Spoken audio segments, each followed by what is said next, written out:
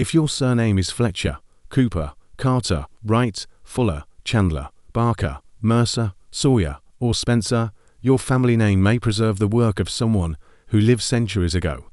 But some of these names do not mean what most people assume, and one could point not to a humble labourer, but to a position of influence inside a noble household. You carry that name every day. You may have written it on forms, spoken it in introductions, passed it to your children without a second thought. Yet beneath its surface lies a fragment of a working life, a trade once so essential to a village, a market, or a great household that it became the way an entire family was known. The question is not whether your surname came from an occupation. The question is which one, and what it truly meant in the world that created it. Medieval surnames were not chosen the way we choose names today. They grew because communities needed clearer ways to distinguish people who shared the same first name. In a village where half the men might be called John or William, something else had to be added. Sometimes it was where a person lived, at the brook, by the wood, under the hill. Sometimes it was who their father was, Johnson, Robertson, Williamson. Sometimes it was a physical trait, a personality quirk, a nickname that stuck. And sometimes, more often than most people realize, it was the work a person did, because in a world organized around labor, what you did was who you were. These occupational surnames act like fragments of a lost medieval workforce. They preserve the names of trades that once filled the streets, fields, and workshops of Britain, trades many of which have now vanished entirely from everyday life. Among them is one surname the crown could not fight wars without, one tied to luxury trade and international commerce, one whose modern interpretation is so often, so confidently, and so completely wrong, and one final name that was never really a trade at all, a household office whose holders would, over centuries, rise from servant to aristocracy. As we uncover these forgotten trades, keep that last name in mind, because the ending of this story is not what you expect. Before we go further, comment your surname below. By the time this documentary ends, you may discover that it preserves the exact trade that kept one of your ancestors alive 700 years ago. To understand how a job became a family name, you have to picture the world that demanded it. After the Norman conquest, England's population grew, towns swelled, markets multiplied. Records became more detailed, more insistent, more administrative. The Domesday Book had already shown how thoroughly the crown wanted to count things, every mill, every plough, every villager. By the 12th and 13th centuries, that appetite for record-keeping had only sharpened. Tax rolls, manor courts, guild registers, land charters, and legal disputes all required people to be identified clearly and consistently. A single name was no longer enough. So the label stuck. A man known as the carter, because he drove a cart, became, over time, simply Carter. His son might inherit the name, even if he never touched a cart. A daughter who married carried the name into another village. A worker who moved towns took his trade name with him, and there it attached to a new line of people who had never practiced it at all. Imagine a medieval market morning. Carts creak under loads of grain and wool. A blacksmith's hammer rings out across the square. The cooper's workshop leaks the smell of hot wood and pitch. At the mill, the great stone turns, grinding the village's bread. Down at the river, cloth is being trampled in water and fuller's earth. In the manor kitchen, someone is counting candles, measuring salt, recording what comes in and what goes out. At the harbour, ships wait for barrels and boards. The forest beyond the fields echoes with the rhythmic pull of a two-man saw. In every one of these scenes, a job is being done. And in every one, a surname is being born. The first name carries no grandeur. It carries something more honest, the sound of wheels on a muddy road. If you are a carter, your name preserves one of the most indispensable trades of the medieval world. A carter was someone who transported goods by cart, and in an age before canals, before railways, before anything resembling modern logistics, almost everything that moved on a cart, grain from the fields to the mill, ale from the brewer to the tavern, wool from the farm to the market, stone from the quarry to the building site, arms and supplies to a campaigning army, firewood to the village in winter. A carter was the connective tissue of the medieval economy. But this was not simply a matter of driving a wagon. A skilled carter had to know the roads, which were rutted, which flooded, which were impassable after rain. He had to know his animals, their tempers, their limits, the diseases that could lame them. He had to read the weather, judge the loads, negotiate with farmers and merchants, and understand the rhythms of local commerce well enough to be trusted with other people's goods.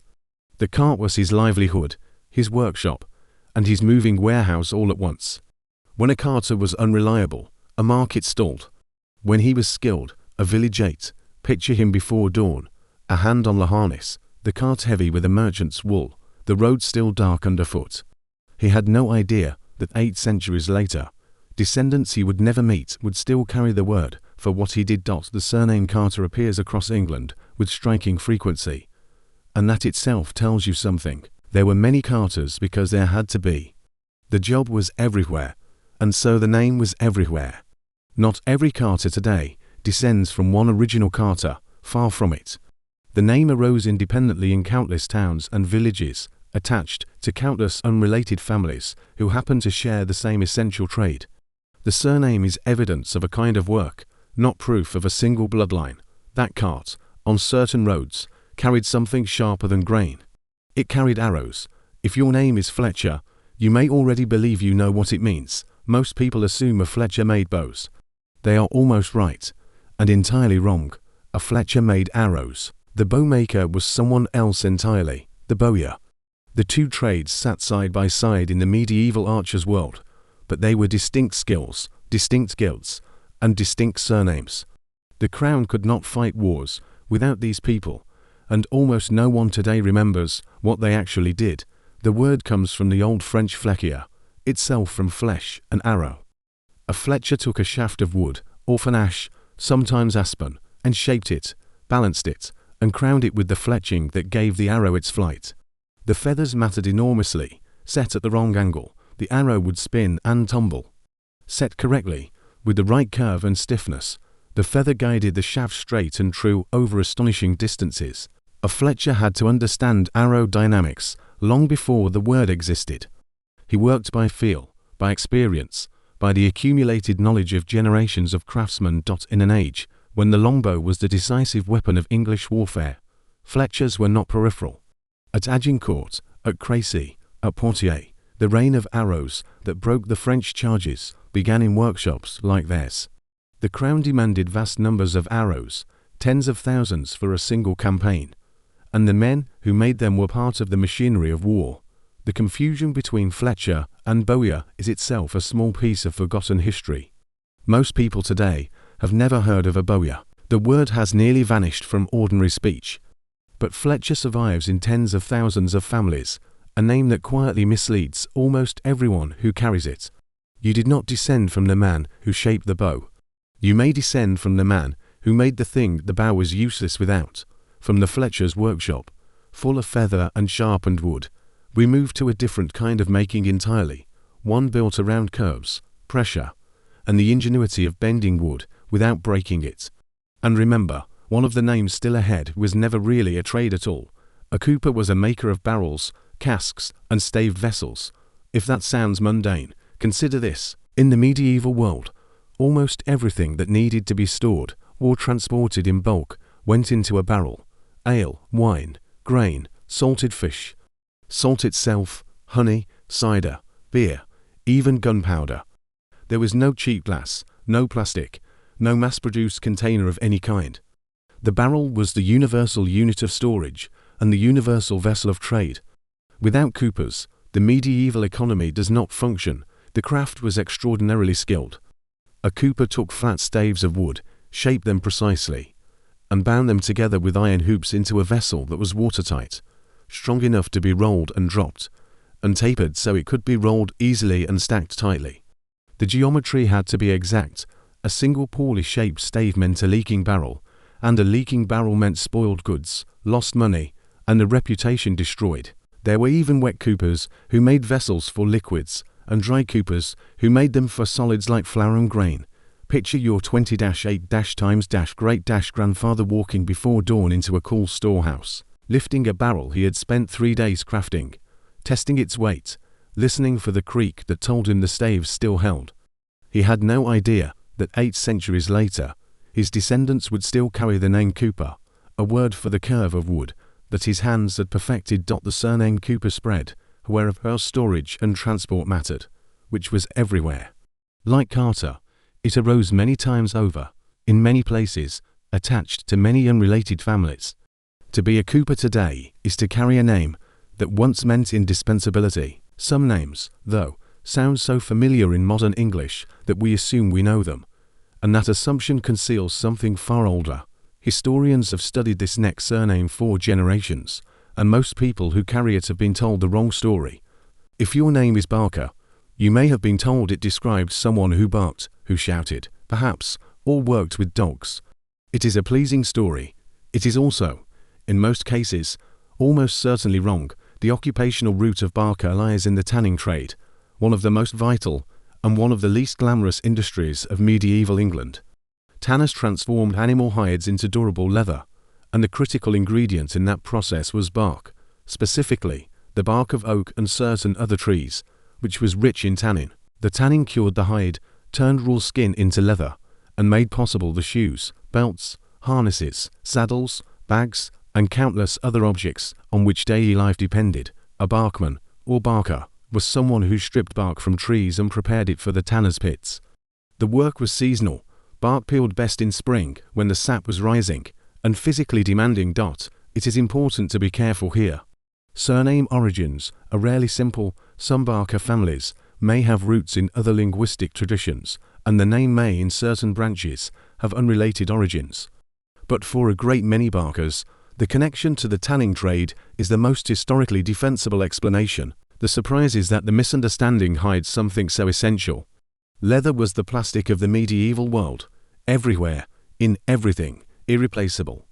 The men who supplied its raw material were not loud, and they did not work with dogs. They worked in forests and tonyards, and their labor clothed and shod a nation. From the smell of bark and the tanner's pit, we turn to something cleaner, but no less demanding: water, wool, and the rhythm of the fulling mill. And if you are starting to think you can predict where this is going, hold on, because the next name describes an occupation that effectively no longer exists. A fuller was someone who finished woven cloth. The process, called fulling, took loosely woven wool and transformed it into a dense, sturdy, weather-resistant fabric. Without fulling, wool remained raw and unreliable. With it, England produced the most sought-after textile in medieval Europe. Fulling involved cleaning the cloth to remove natural oils and impurities, then thickening it by beating it, originally by foot, in troughs of water mixed with fuller's earth, a clay that absorbed grease. The work was back-breaking. Fullers stood in waist-high water and trampled cloth for hours, their legs aching, their skin wrinkled, the air thick with damp and the smell of wet wool. Later, watermills took over the heavy work, with mechanical hammers driven by water power pounding the cloth in the fulling stocks. Wool was the cornerstone of the medieval English economy. Kings funded wars on wool taxes. Merchants built fortunes on wool trade. Towns like Winchester, York, and later Norwich and the West Country grew fat on cloth. The fuller stood at the heart of this wealth. To be a fuller today is to carry a name from one of the engines of medieval England, a name born in water, wool, and the ceaseless turning of a mill wheel. The trade itself has all but vanished from the working world. The name outlives it by half a millennium. Water-shaped cloth. The forest shaped something else entirely, and it took 2 men to do it. A head is one of the most dangerous trades on this list. A sawyer cut timber into usable boards. The work was done in a saw pit, with one man standing above the log and another below, the two of them pulling a great-to-handled saw between them. The top man lifting on the upstroke, the bottom man, the under-sawyer, pulling down through the cut, his face and body dusted in sawdust, his lungs full of it.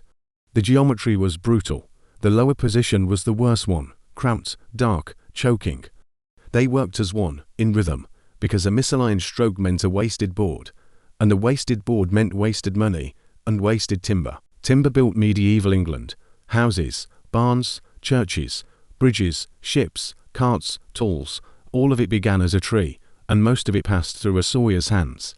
Shipbuilding in particular devoured boards by the thousand, and as England's naval and merchant ambitions grew, so did the demand for sawyers. The forests of the Weald, of Sussex, of the New Forest and beyond echoed with the saw's slow song. The work was dangerous, blades could slip, logs could shift, the pit itself was a place of splinters and crushed fingers, and it was seasonal, dependent on dry ground and daylight. Consider the scale. A single great warship consumed the timber of hundreds of mature oaks, and every plank in her hull was cut by hand, in a saw pit, by men like these. When Henry V's fleet sailed for Agincourt in 1415, the ships that carried his army across the Channel were built from forests of trees and armies of sawyers, all of them invisible now, all of them essential then. The Sawyer name remembers men who turned standing oaks into the bones of a nation. But not all medieval work was loud. Some of it happened in quiet rooms, where the only sound was the steady pour of wax into a mould. A chandler was, in its oldest sense, a maker of candles. But the name is more slippery than it first appears. There were different kinds of chandler, and over time the word broadened. A wax chandler worked with beeswax, the clean-burning, sweet-smelling material used in churches and great houses, expensive, prestigious, and reserved for those who could afford light that did not stink. A tallow chandler worked with tallow, rendered animal fat, which was cheaper, smokier, and smellier. By the later medieval and early modern period, a chandler might also be a general supplier of household provisions. This is the surname that reveals a deeper truth about occupational names. One word can contain several histories. To Chandler families may descend from entirely different traits. The name survived, but the specific trade it pointed to may have shifted from village to village and century to century. When you meet a Chandler, you meet a name that could mean any of several things, all of them bound up with the human need for light in a world where darkness was the default. Light was a luxury. So, in its own way, was the next word, but it does not mean what its modern narrowness suggests. This name was not one trade. It was an entire category that built the medieval world. Wright, from the Old English werter, meant a worker, a maker, a craftsman. It was a general term for someone who built or fashioned things, and it spawned a whole family of more specialized surnames. Wheelwright, who made wheels. Shipwright, who built ships. Cartwright, who made carts. Wainwright, who made wagons, and many others. The plain name Wright, without a prefix, often referred to a builder of houses or a general woodworker. This is one of the strongest linguistic revelations in the whole story. Wright was not a single trade. It was a category, a word that covered the entire built environment of medieval England. Every timber-framed house, every cart that rolled down a lane, every ship that left a harbour, every mill that turned a shaft, every bridge that crossed a stream, was made by a Wright of some kind. The name is everywhere because the work was everywhere. To be a Wright is to carry a name that once meant, simply and profoundly, the person who made the things the rest of the world relied on. And because the term was so broad, the surname arose independently in countless places. The Wrights of one county may have been wheelwrights, of another, shipwrights, of another, house carpenters. The name united them, but it did not connect them. Some trades, though, occupied a different world entirely, not the village workshop, but the counting house and the long-distance road. And if you have been waiting for the richest surname on this list, it is coming up next. A Mercer was a dealer in fine textiles, cloth, silk, linen, and luxury goods. The word comes from the Latin merx, meaning merchandise, where a carter moved bulk, and a sawyer moved timber. A Mercer moved value. He dealt in the fabrics that clothed the wealthy, the silks that lined church vestments and noble gowns, the linens that graced great tables. Picture a mercer's shop in late medieval London, a chamber hung with bolts of silk and velvet, the air thick with the smell of lanolin and imported dye. A clerk unfolds a length of damask from Lombardy. Then a bolt of velvet dyed the scarlet of Kermes beetles, worth more by weight than a carter's yearly wage. The mercer weighs a coin in his palm, judges the cut, and writes a debt into his ledger. Behind him, a chest holds lengths reserved for a noble household, silks that cross the Alps and the Channel to reach this room. The mercer stood at the intersection of urban prosperity and international trade. London's Mercer's Company was one of the great livery companies of the city, wealthy, politically powerful, and deeply woven into the governance of the capital. To carry the name Mercer is to carry a name that pointed, in many cases, not to manual labour, but to commerce, capital, and a more prosperous place in the urban hierarchy. Not every Mercer was rich, many were modest shopkeepers, but the trade itself sat higher up the social scale than the workshop trades. It reminds us that occupational surnames preserve status as well as labor. And then there is the last name, the one we have been circling since the beginning. It was never really a trade at all. And in some of its most famous branches, it rose from servant to aristocracy. Spencer comes from the Middle English spencer or dispenser, itself from the Old French dispensier, meaning a steward or one who dispensed. A spencer was the officer in a great household responsible for provisions, for the storerooms, the pantries, the distribution of food and supplies, and often for the records that tracked what came in and what went out. He managed the larder, oversaw the servants who handled the food, and answered to the lord or lady of the house for the smooth running of one of the most sensitive parts of the domestic economy, feeding the household. This was not manual labor. It was management. It was responsibility. It was trust. A spencer held a position of authority inside a noble or great ecclesiastical household, with access to the stores and the confidence of the family he served. In a world where status was everything, the spencer sat closer to the center of power than any Carter, Sawyer, or Fuller ever could. From such positions, families could rise. The surname Spencer, in some of its most famous branches, became associated over the centuries with gentry, aristocracy, and political influence, a striking arc for a name that began as a job description inside a storeroom. Think of what came before. The Carter moved the goods. The Fletcher armed the army. The Cooper stored the ale. The Sawyer cut the boards. The Fuller finished the cloth. Each of them labored with their hands, but the Spencer managed the household that fed the lord, and from that room, that trust, that proximity to power, his descendants could rise where the others could not. And here is the final revelation: a job title, given enough time, could become a marker of social standing. The Spencer of a medieval household was a servant, but the descendants who carried his name were not bound to remain servants. The name outlived the office, and in some lines, it carried an aura of closeness to power that helped shape family fortunes. After 10 names, a pattern emerges. Occupational surnames survived because work was the most stable, the most public, and the most useful way to identify a person in a world that needed to keep records. They survived because sons often followed fathers into the same trade. They survived because, even when a family left the trade, the name was already attached to them. Unrelated families could independently acquire the same occupational name because the same trades existed in every town. Spelling shifted because spelling was not fixed. Medieval clerks wrote what they heard, and what they heard varied with accent, dialect, and the individual scribe's habits.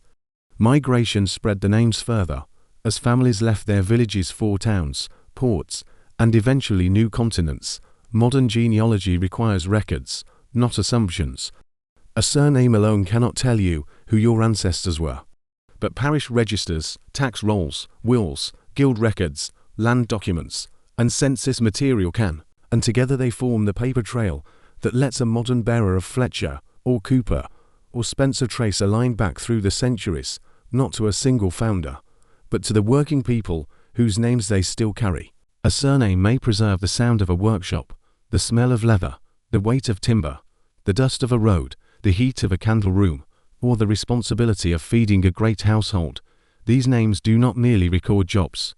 They preserve the people whose labor helped Britain function, the Carters who moved the grain, the Fletchers who made the arrows, the Coopers who stored the ale, the Sawyers who cut the boards, the Fullers who finished the cloth, the Chandlers who made the light, the Wrights who built the world, the Mercers who traded the silk, the Barkers who supplied the leather, and the Spencers who kept the great houses fed. Your surname may be a surviving fragment of an ancestor's daily life.